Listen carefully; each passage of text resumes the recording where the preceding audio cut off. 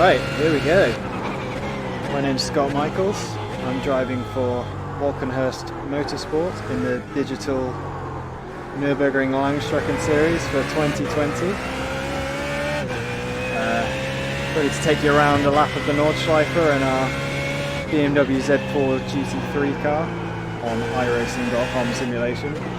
We're running the 24-hour layout of the combined Nurburgring circuit this evening. So coming down here to Dunlop Curve, one of my favourite corners in Formula One racing when this track's on the calendar. Nice lot of banking, use all the curb on the exit. I'm going to come up to Michael Schumacher S.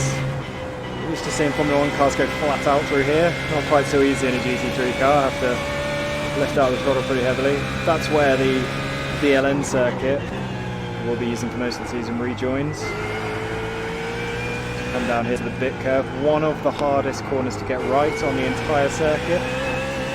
Downhill, off camber, the car always wants to understeer, oversteer, everything. And that gravel on the X is ready to ruin your day. Now we're going to come up to the NGK chicane, brake at the 50, there. Down to 4th gear on fresh tyres, 3rd gear on these old tyres I've got at the end of this race. Now we're into the horrible off-camber, uphill left-hander that leads onto the Nordschleife. It's really easy to understeer into the wall on the right there, just off David Pittard. Nord curve is that tight left-hander. Super important to get the power down, get a fast exit through that flat-out right and into the hats and back.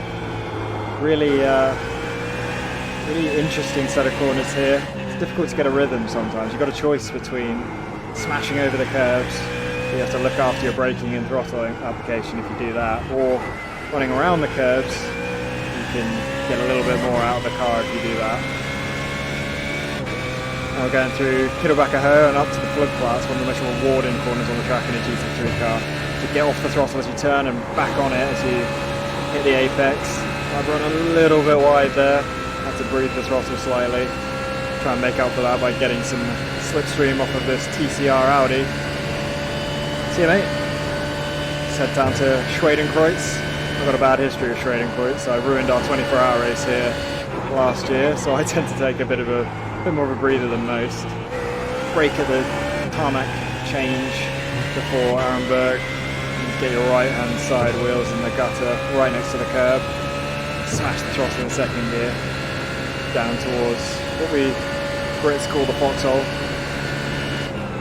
Down to 5th, hit that curb nice and hard. 4th, 3rd, and 2nd into Adenauer forced. Use a little bit of brakes to get the car rotated through those really slow turns. And power on down to Metzgerfeld. One of the more dangerous corners on the track was just because there's no exit curve, so you can so easily end up in the grass on the right there, and end your day in that red and white barrier. Get it slowed down nicely, don't try to rush too much. This section of the circuit really rewards patience. Through Callan-Hard, usually pretty good in 3rd. Managed to understeer a little bit there, missed the apex. Now we're coming down to what the Brits call miss. Got to hit this apex. Hit it a bit too hard that time, but sets us up for my least favourite corner of the track. Yep, and I prove why there. That siphon, slowest point of the track. So hard to get it slowed down and into the apex while you're turning and going downhill. Right side. The car always rotates surprisingly nicely through there, but then that's ruined in X-Miller where the car never rotates as much as you'd expect it to, despite the big help from the uphill. It's about 12% gradient there. Nicky Lauda. And now we get on to Bergwerk, one of the more important corners on the track. Really late apex, so difficult to spot. Got to get as fast as you can through the exit onto Kesselchen, which is where you can make some passes. It's dangerous. My brother Sam proved that in our last VRS endurance race by stuffing the car in the wall on the right there while trying to go around the outside of a damaged GT3 car. Super fast part of the track though, so you can always slipstream if you've got someone right in front of you. Into Look Curve, probably the most dangerous corner on the track. Down 1 gear and straight back on the throttle. David Pittard ruined a 24-hour race for us a couple of years ago, sticking it in the wall there. Stielstrecker. There's a nice gutter on the right there that you can really get the car to pull around.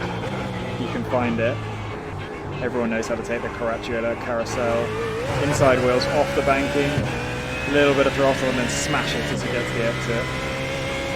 And now towards my favourite part of the track, Hoart.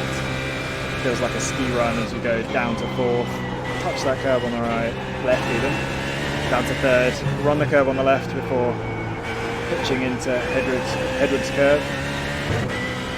Difficult one that, narrower than it looks. Now through Whipperman where we touch the two curbs on the right and smash the one on the right there. A little bit of grass on exit because I didn't really nail the curb as much as I wanted to. And now we come this lovely downhill run to Brunchen, clipping the apexes, flowing the car through as much as possible. Plenty of room on the left though if you make a mistake. Brunchen 2, and again, quite forgiving curb on the left there. Don't always want to use it though. Ice curve, exactly as it sounds, super slippery, hard to get the power down, lots of bumps on the exit as well. And now we get to Flansgarten. Spectacular part of the track, but in these cars you kind of want to resist flying over the jump. It tends to damage them if you take it really hard. Plus it's one of those corners where the front end never quite grips as much as you want, so it pays to back your braking up a bit. Through Stefan Beloff S, easy corner in this car, but difficult if you catch traffic there. You lose a lot of time. Line through Trabentrans and into the Kleiner carousel. This car hates the Kleiner carousel, doesn't ever grip on the concrete as much as she wants, you just have to crank the steering and hope. Now into really important corner, Galgenkopf.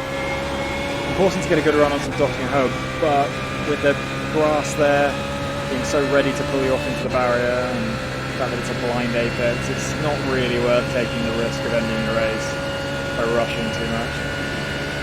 Nice 30-second rest down the Dottinger Höhe. Little sight of the castle up on the right. Time to check the fuel, see if there's any traffic you're going to come up on, see if you've made gains on your opponents, but mainly it's just a great place to take a little mental breather. So important on this track where you get such a little opportunity to do that. Tiergarten, really bumpy braking zone. Hohenrhein, not worth taking risks on the brakes there, the barriers are so close. Grab a load of that curb on the right, get a nice little run out onto the straight to tackle yet another lap on this great circuit.